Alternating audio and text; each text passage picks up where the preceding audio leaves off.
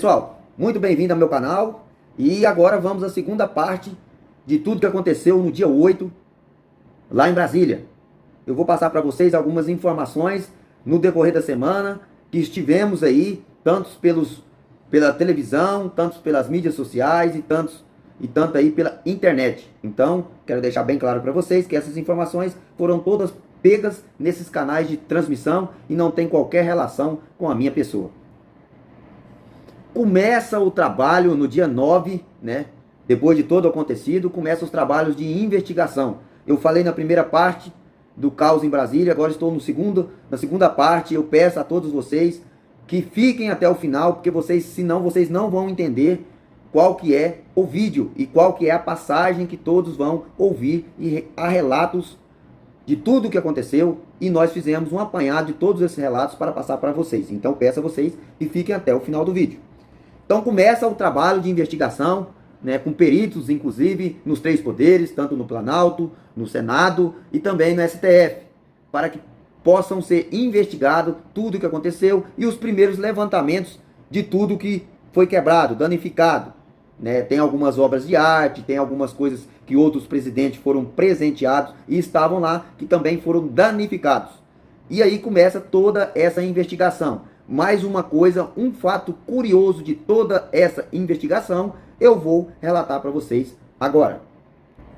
Pessoas que estavam no campo de concentração da Polícia Federal foram todas, no primeiro momento, indiciadas por terrorismo e também por destruição de patrimônio público e também de estarem ali com associações criminosas. Todas foram qualificadas nesses artigos. Começam as investigações e todos foram denunciados pelos órgãos competentes do governo federal, inclusive com prisões em flagrante. Todas as pessoas que estavam ali foram presas em flagrante e foram consideradas pelo ministro da Justiça, Flávio Dino, e também pelo presidente Lula e a maioria dos políticos, considerado como terrorismo. Pessoal, isso tudo foi desencadeando uma série de operações, uma série de revelações que muitos não sabiam e vieram à tona no decorrer dessa semana. Eu vou passar algumas informações para vocês, que eu acho que muitos de vocês já têm essas informações, mas eu estou fazendo um apanhado de todas elas aqui, que chegaram para mim e para muitos de vocês. Então eu volto a frisar que não sou eu que estou dizendo essas informações, e sim a própria mídia. Tanto os meios de comunicação, televisível, radiocomunicação e mídias sociais. O ato do governo eleito do PT foi ordenar aí intervenção federal no DF. E também tirar aí o governo do DF. O governador do Distrito Federal foi exonerado juntamente com a própria segurança aí do DF. Então, os dois foram, né, exonerados dos seus cargos, com a intervenção no Distrito Federal imposta aí pelo então atual presidente Lula e também o seu ministro da Justiça, Flávio Dino. Um fato curioso é que todas essas manifestações, elas são avisadas nas mídias sociais. E o governo, tanto os ministros da Justiça e todos os órgãos de segurança, já estão sabendo de todas as ações que a direita toma. Porque, infelizmente, as mídias de comunicação que a direita tem são as mídias sociais. Então, cada ação que a direita faz. Daqui 3 dias vai ter uma greve de caminhoneiro em tal lugar. Então, eles antecedem, né, e fazem esse comunicado. Então, assim, as próprias forças de segurança já foram alertadas, e não sou eu que estou dizendo, já foram alertadas antecipadamente do fato que poderia acontecer no dia 8.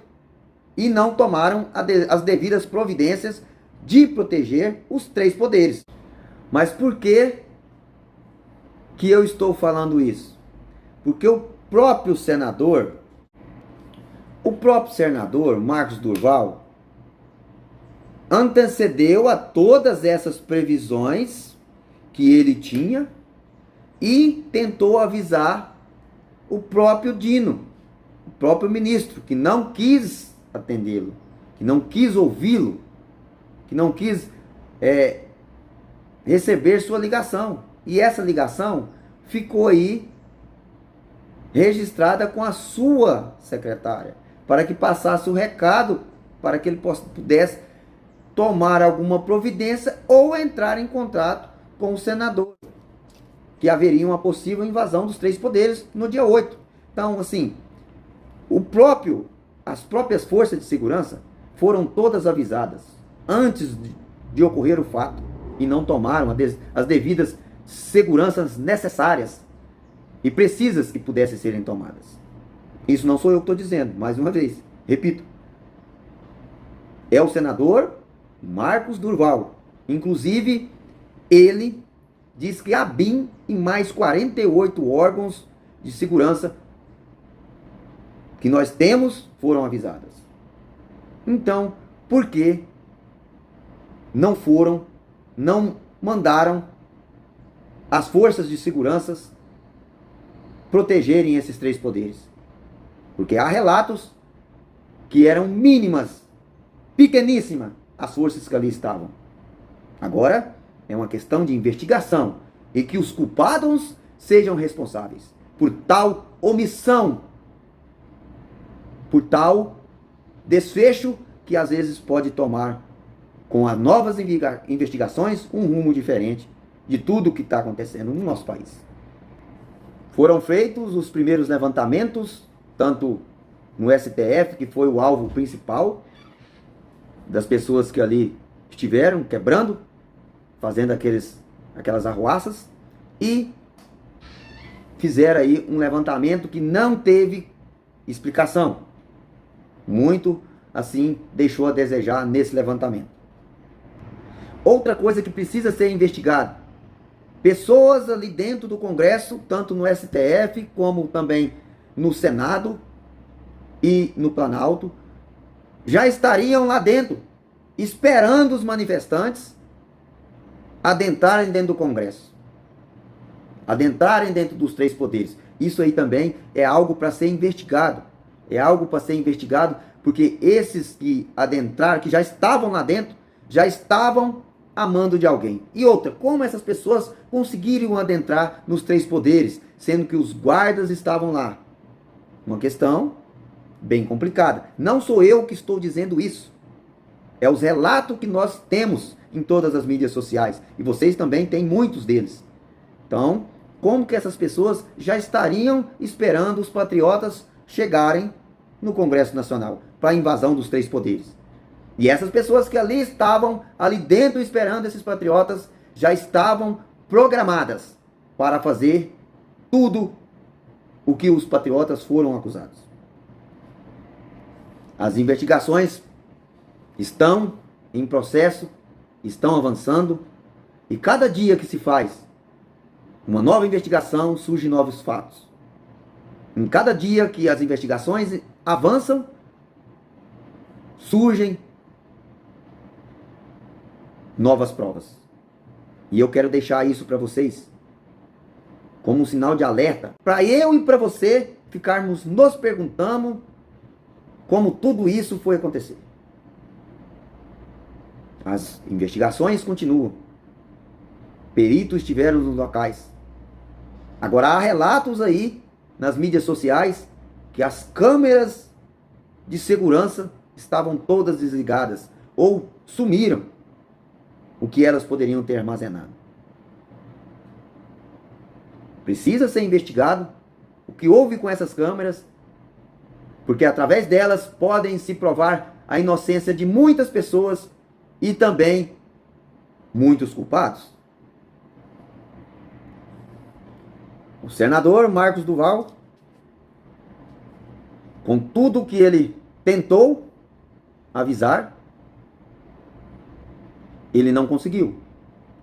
Então ele, com tudo e com todas as provas na mão, ele abre um processo contra Flávio Dino e contra o atual presidente, Luiz Inácio Lula da Silva, por prevaricação, porque eles sabiam do ato que podia acontecer no Congresso, e o próprio Flávio Dino, em entrevista, não sou eu que estou falando, em entrevista aos meios de comunicação, ele relata que ao abrir a janela, ele viu os manifestantes chegando e nada o fez.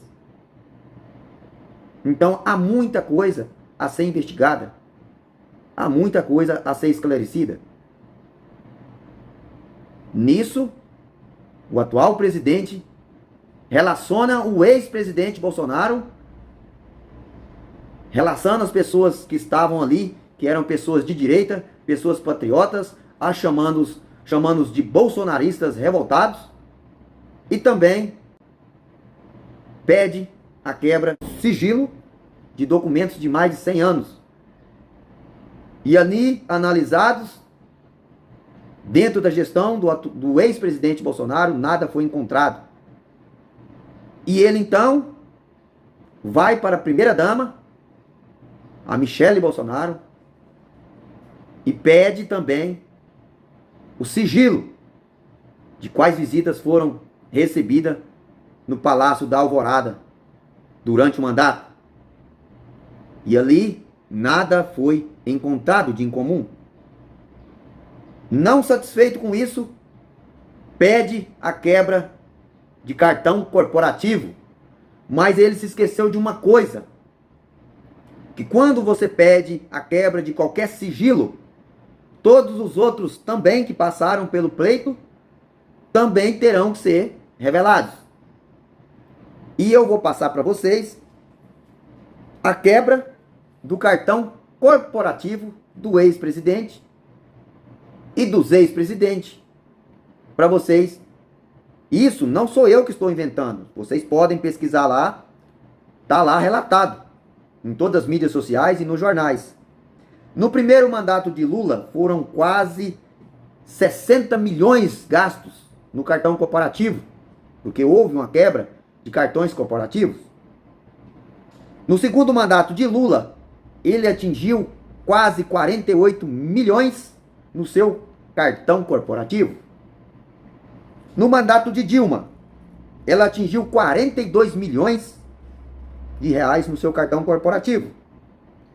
No seu segundo mandato, foram pouco mais de 10 milhões. Mas porque teve toda aquela situação, que ela foi impeachmentada e tal. Mas mesmo assim ela gastou 10 milhões nos dias que estiveram lá. E o Temer, que é o sucessor, que era na época o vice da Dilma, gastou pouco mais de 15 milhões. Mas também no pouco espaço de tempo que ali esteve. E aí vem o ex-presidente Bolsonaro, que eles achou que no cartão corporativo ele ia ter gastado aí 200 milhões de reais. E se enganaram. Ele gastou apenas em 4 anos 32 milhões. 32 milhões. Então, todas as acusações que fizeram contra o presidente Bolsonaro, inclusive pedindo a extradição do presidente Bolsonaro para o Brasil, porque às vezes achariam provas que denunciariam ele, e eles faziam essa denúncia nos Estados Unidos, para que ele possa ser extraditado para cá. E dessa forma, Joe Biden não conseguiu trazer o ex-presidente Bolsonaro de volta, porque nada consta, ele está de férias. Então há muita coisa que precisa ser esclarecida. E por último, hoje, sexta-feira 13, por muitos considerado o dia do terror, Marcos Duval, além dele ter feito aquele pedido de processo, pedido de inquérito para saber por que houve aquele tipo de situação, ele também pediu uma abertura de CPI para investigar tudo o que ocorreu no Congresso Nacional. O presidente atual pediu para que não fosse instaurada a CPI. A CPI dos terroristas. A CPI daqueles que, com bombas destruíram, com mísseis destruíram o cenário que lá estava. Há muitas coisas para serem esclarecidas. E atos de vandalismos, nos governos anteriores tiveram atos de vandalismo enorme. É só vocês dar um Google, puxe aí, nos governos passados, quantos atos tiveram de vandalismo, quantas depredações, destruições e até com fogo, lá em própria Brasília já teve. Então, por que essas pessoas foram acusadas de terroristas? Agora, o que nos resta é o Senado abrir a CPI e todas as denúncias que foram feitas contra o atual governo e que os fatos venham à tona. Porque se até as câmaras de segurança do Senado se apagaram, quem diria o telefone do Adélio Bispo, que também não tem nada. E com todos esses fatos, precisamos chamar o Mr. M para saber o que aconteceu no Brasil. Pessoal, todas essas informações que eu passei para vocês, muitos de vocês já devem ter recebido elas nas mídias sociais, e eu fiz só um apanhado de todas elas e de tudo que está acontecendo. Não podemos deixar que muitas pessoas patriotas de direita nesse país sejam acusadas de crimes que não cometeram. E se houve crime, essas pessoas têm que pagar. Mas se não houve, não vamos deixar elas serem criminalizadas dessa mesma forma. Pessoal, agradeço a cada um de vocês que esteve aqui assistindo aí o meu vídeo, que acompanharam aí. E peço a vocês que se inscrevam no canal, ativem o sininho, deixem o seu like aí, que é muito importante para a gente continuar fazendo esse tipo de trabalho. E também comente, que eu preciso que vocês comentem. Eu preciso de saber até onde esses documentários chegaram. E volto a repetir, não sou eu que estou dizendo isso. É a própria mídia. A própria mídia que está dizendo que os fatos possam ser esclarecidos e que tudo possa ser resolvido. Valeu, galera. Fica todos com Deus e até o próximo vídeo. Valeu.